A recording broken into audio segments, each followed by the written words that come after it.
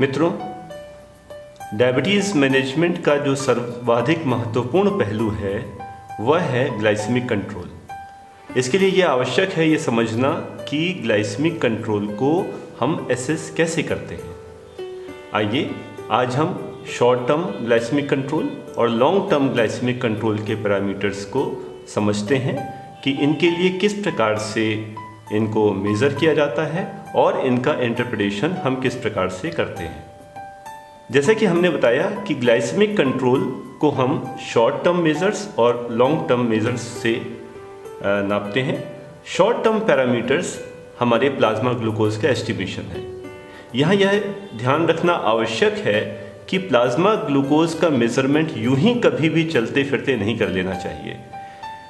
एक और बात ध्यान में रखनी चाहिए कि प्लाज्मा ग्लूकोज को हम कभी क्लॉक के हिसाब से टाइम नहीं करते हैं कि सुबह 6 बजे इतना, दोपहर में 12 बजे इतना, शाम को 4 बजे इतना, बल्कि इसकी टाइमिंग हमें मील्स के अकॉर्डिंग करनी होती है। यदि हम दिन में 3 बार मील्स ले रहे हैं, सुबह का नाश्ता, दोपहर का खाना और रात का खाना, तो उनके हिसाब से हमें अपनी प्लाज्मा ग्लूकोज मेजरमेंट को टाइम करना होगा। इसका अर्थ हुआ कि प्रत्येक मील के पहले प्री मील और प्रत्येक मील के 2 आवर्स के बाद पोस्ट मील। तो इस प्रकार से हमारे मुख्य 6 टाइम जोन्स हुए जिसमें हम प्लाज्मा ग्लूकोज को मेज़र करेंगे। प्री ब्रेकफास्ट और fasting and after breakfast, pre lunch and after lunch, pre dinner and after dinner. कुछ सेंसिटिव लोगों में हम मिडनाइट प्लाज्मा ग्लूकोज को भी मेज़र करते हैं। तो इस प्रकार यह 6 मील रिलेटेड और एक मिडनाइट, ये 7 टाइम स्केल्स हैं, टाइम जोन्स हैं जिसमें हम प्लाज्मा ग्लूकोज को चेक करते हैं। रैंडम प्लाज्मा ग्लूकोज का मेजरमेंट केवल और केवल इमरजेंसी के लिए ही रखना चाहिए। अब यह प्लाज्मा ग्लूकोज तो हर समय घटते और बढ़ते रहते हैं। मील के पहले कुछ होंगे, मील के बाद कुछ होंगे, 3 घंटे बाद कुछ और हो जाएंगे। तो इस प्रकार इनके फ्लक्चुएटिंग लेवल्स को एसेस करना डिफ़िकल्ट होता है। तो इसलिए हमें कुछ लॉन्ग टर्म मेज़र भी चाहिए जो हमको एक लंबे समयांतराल में ग्लाइसेमिक कंट्रोल कैसा चल रहा है इसके विषय में जानकारी दे। यह 2 प्रकार से किया जाता है। हम जानते हैं कि जब भी ग्लूकोज लेवल बढ़ता है तो वह डिफरेंट प्रोटीन्स के साथ एसोसिएट होके उनका नॉन एंजाइमेटिक ग्लाइकोसाइलेशन करा देता है। यदि वह प्लाज्मा प्रोटीन्स के साथ एसोसिएटेड हो तो यह फ्रक्टोसामीन एक टेस्ट है जो भी इसको मेज़र करता है। यदि यही ग्लाइकेशन या ग्लाइकोसाइलेशन हमारा हीमोग्लोबिन का हो जाता है तब उसे हम ग्लाइकोसाइलेटेड हीमोग्लोबिन या HbA1c के माध्यम से टेस्ट करते हैं। तो इस प्रकार यह फ्रक्टोसामीन और HbA1c या ग्लाइकोसाइलेटेड हीमोग्लोबिन, यह दोनों एक long term glycaemic major control के मेजर्स हैं। अब यह ध्यान रहे कि फास्टिंग और पोस्ट प्रैंडियल या प्री मील और post meal plasma glucose values ये हमारे कई कारणों से घटती बढ़ती रहती है। हमने डाइट क्या ली है, एक्टिविटी कितनी की है, डाइट के पहले मेडिसिन्स ली हैं या नहीं ली हैं, उन मेडिसिन्स की डोज कितनी है। तो इन तीनों पैरामीटर में कोई भी changes in plasma glucose values को भी चेंज कर सकते हैं। तो इस प्रकार ये 3 फैक्टर्स हैं जो हमारी प्लाज्मा ग्लूकोज को प्रभावित करते हैं: डाइट, एक्टिविटी और मेडिसिन।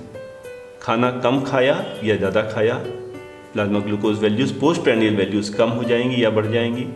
एक्टिविटी कम की, ग्लूकोज लेवल ज़्यादा होगा, एक्टिविटी ज़्यादा कर ली, ग्लूकोज वैल्यू कम हो जाएगा। मेडिसिन ली तो हमारा ग्लूकोज वैल्यूज़ उसके हिसाब से नॉर्मल होंगी, लेकिन अगर मेडिसिन लेना भूल गए या मेडिसिन लेने के बाद मेडिसिन और मील के बीच में पर्याप्त गैप नहीं रखा, उस केस में पोस्ट प्रैंडियल वैल्यूज़ दोबारा प्रभावित हो जाएंगी। तो इन 3 फैक्टर्स से हमारे पोस्ट प्रैंडियल वैल्यूज़ खास तौर से प्रभावित होती हैं। तो इस प्रकार हमको हमेशा यह ध्यान रखना है कि केवल वैल्यू घटी या बढ़ी देख के हम मेडिसिन में परिवर्तन ना करें। पहले यह पता करें कि यह टेस्टिंग जब कराई गई तो उस वक्त पेशेंट की कंडीशंस कैसी थी। आइए इसको विस्तार से समझते हैं। हमें अपने पेशेंट को यह इंस्ट्रक्ट करना है कि फास्टिंग प्लाज्मा ग्लूकोज देखते समय सुबह कोई मील ना लिए हो, कोई कैलोरिक इनटेक ना हो उसके पहले, और कोई मेडिसिन ना ली गई हो, कोई फिजिकल एक्टिविटी ना की गई हो। तो हमारी फास्टिंग प्लाज्मा ग्लूकोज तो without diet, without caloric intake, without medicine और विदाउट एक्सरसाइज होनी चाहिए। परंतु जब हम पोस्ट प्रैंडियल देख रहे हैं तो उसके पहले हमें ये री एम्फेसाइज करना है कि प्रॉपर मेडिसिन उस दिन ली गई हों, उसमें कोई भी घटाना या बढ़ाना ना किया गया हो, प्रॉपर मील्स ली गई हों। उस दिन हम स्पेशली खाना कम खा लें जानबूझ के, या टेस्टिंग चेक करने के लिए हम खाना ज़्यादा खा लें, कुछ मिठाई खा लें, यह खुराफातें नहीं करनी। नंबर 3, जो फिज़िकल एक्टिविटी जितनी रोज़ होती है उस दिन भी हम फिज़िकल एक्टिविटीज़ बराबर की गई हों, और इसके आधार पर जो हमारी पोस्ट प्रैंडियल वैल्यू आएगी वह हमें सही इन्फॉर्मेशन दे सकेगी। तो मित्रों, फास्टिंग और पोस्ट प्रैंडियल या प्री मील और पोस्ट मील प्लाज्मा ग्लूकोज के लेवल्स को एस्टिमेशन के बाद जो दूसरा इंपॉर्टेंट पैरामीटर है जो हमें लॉन्ग टर्म ग्लाइसेमिक कंट्रोल को बताता है वह है HbA1c, जिसे हम ग्लाइकोसाइलेटेड हीमोग्लोबिन भी कहते हैं। वास्तव में जब भी ब्लड में ग्लूकोज लेवल एक सीमा से ऊपर होता जाता है तो यह glucose without requiring any enzyme, यह हमारी सारी प्रोटीन्स के साथ में एसोसिएट होता जाता है, और इस प्रोसेस को हम ग्लाइकेशन या ग्लाइकोसाइलेशन कहते हैं। तो ब्लड ग्लूकोज लेवल ऊपर जाने पर यह हीमोग्लोबिन, जो कि स्वयं एक प्रोटीन है, उससे भी एसोसिएट हो जाता है, जिससे ग्लाइकोसाइलेटेड हीमोग्लोबिन का निर्माण होता है। और यह ग्लाइकोसाइलेटेड हीमोग्लोबिन नॉर्मल हीमोग्लोबिन से विपरीत इसकी काइनेटिक्स बिल्कुल अलग होती हैं। तो इसको हम स्पेक्ट्रोफोटोमीटर के माध्यम से इसको एक अलग पीक के रूप में आइडेंटिफाई करते हैं। यह ग्लाइकोसाइलेटेड हीमोग्लोबिन हमें पिछले 120 डेज का एवरेज ग्लाइसेमिक कंट्रोल की इंफॉर्मेशन देता है। यह 120 डेज कहाँ से आया? हम जानते हैं एक आरबीसी की एवरेज लाइफ स्पैन 120 डेज होता है, और आरबीसी जब तक रहेंगी तब तक उसमें HbA1c रहेगा। तो जब एक आरबीसी जो 120 डेज तक रह रही है तो उसका हीमोग्लोबिन जितना ग्लाइकोसाइलेट होता जाएगा वही ग्लाइकोसाइलेटेड हीमोग्लोबिन का एवरेज ग्लाइसेमिक कंट्रोल का इंफॉर्मेशन दे सकेगा। अब यह ध्यान रखना है कि इस 120 डेज के लाइफ स्पैन में जो HbA1c हम मेज़र करते हैं वह पूरा 120 डेज का नहीं होता, क्योंकि सर्कुलेशन में आरबीसीज लगातार आ रही हैं और लगातार पुरानी आरबीसीज, डेड आरबीसीज रिमूव होती जा रही हैं। तो जो HbA1c हम मेज़र कर रहे हैं उसमें maximum contribution 50% contribution last 1 month का होता है। तो आज अगर हमने HbA1c मेज़र किया तो आज से जो 1 महीना पहले, मतलब इस लास्ट 30 डेज का कंट्रीब्यूशन 50% होगा। 1 महीने के पहले, 1 से 2 महीने, मतलब लास्ट 30 डेज के पहले 30 to 60 डेज में अगर हम देखें तो उसमें से काफ़ी आरबीसीज ऐसी होंगी जो इस बीच में डिस्ट्रॉय हो चुकी होंगी।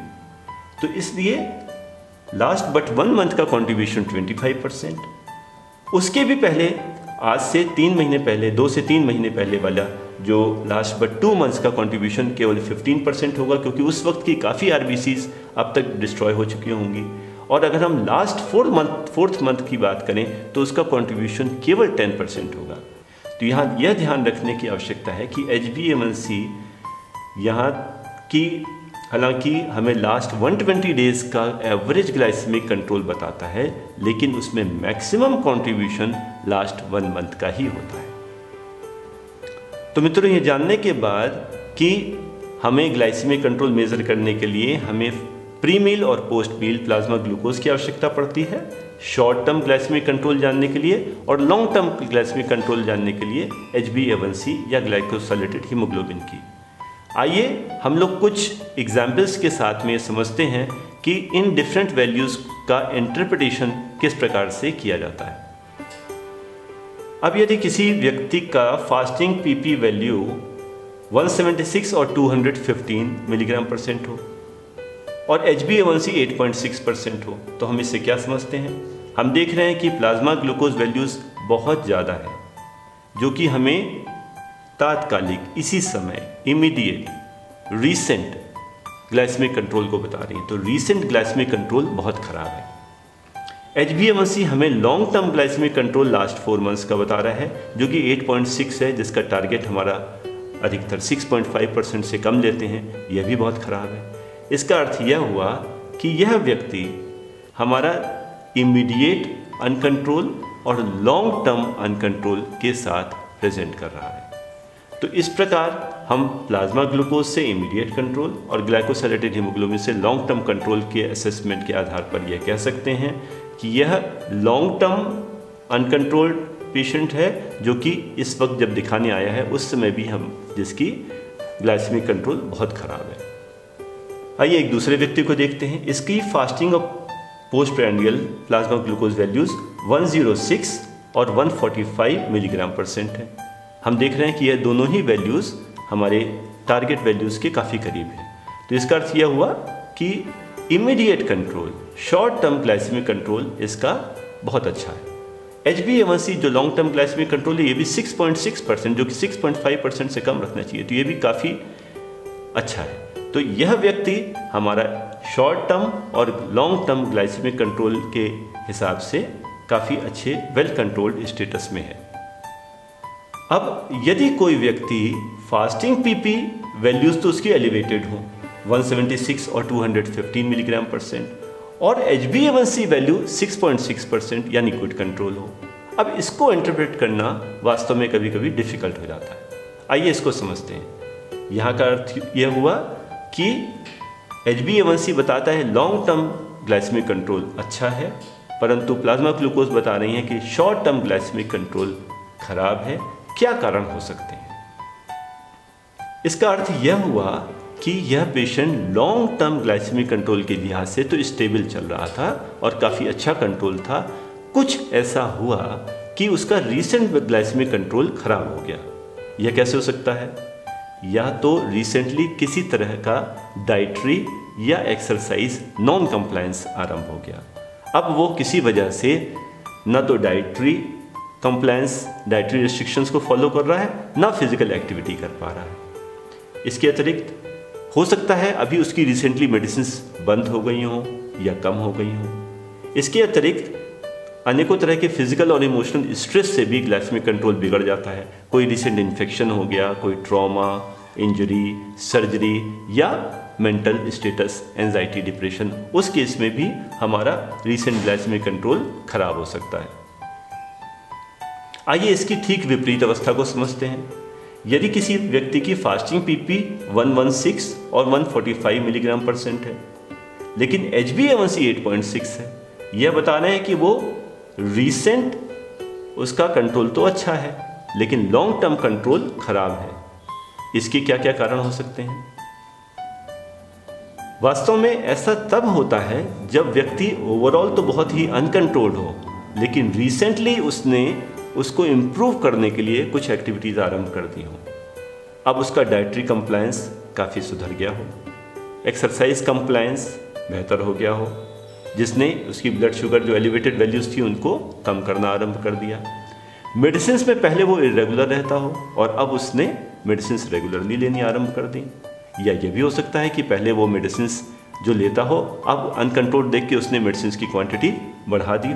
तो रीसेंट चेंज इन मेडिकेशन, इसके कारण से ऐसा हो सकता है। कभी कभी कुछ पेशेंट्स ज़्यादा समझदारी दिखाते हैं और वो जब डॉक्टर को चेक कराने जाते हैं तो उसके पहले अपनी मेडिसिन्स को 1-2 टैबलेट बढ़ा लेते हैं। तो समझते हैं कि जब हमारी ग्लूकोज वैल्यूज़ नॉर्मल आ जाएंगी तो हम उससे डॉक्टर की डांट से और घर वालों के उलाहनों से बच जाएंगे। तो वास्तव में ये वो कारण हैं जिनके कारण से long term uncontrolled patient short term control के साथ में प्रेजेंट करता है। तो इस प्रकार मित्रों हमने यह समझा कि ग्लाइसेमिक कंट्रोल को short term measures, pre meal और पोस्ट मील प्लाज्मा ग्लूकोज की वैल्यूज़ से, और लॉन्ग टर्म मेजर्स मुख्यतः ग्लाइकोसिलेटेड हीमोग्लोबिन HbA1c जो कि हमें पिछले 120 डेज़ का एवरेज ग्लाइसेमिक कंट्रोल बताता है, और कभी कभी फ्रुक्टोसामीन जो कि हमें पिछले 1 महीने का ग्लाइसेमिक कंट्रोल के विषय में बताता है। इनके माध्यम से हम इनका असेसमेंट कर सकते हैं और इन वैल्यूज़ को आपस में कोरिलेट करके हम यह निर्धारित कर सकते हैं कि वह व्यक्ति शॉर्ट टर्म और लॉन्ग टर्म में कितना अच्छा ग्लाइसेमिक कंट्रोल के साथ में चल रहा है। धन्यवाद।